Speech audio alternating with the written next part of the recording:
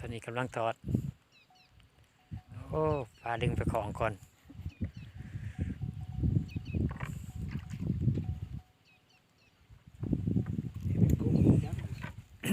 ตัวนี้กำลังเอาลงหมาก2นี่ได้ไหมกันนี่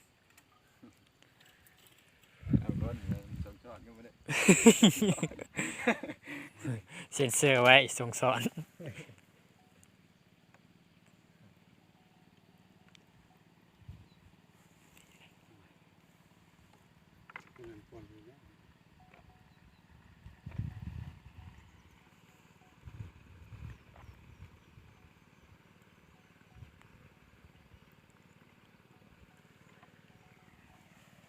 ขึ้นไว้แล้ว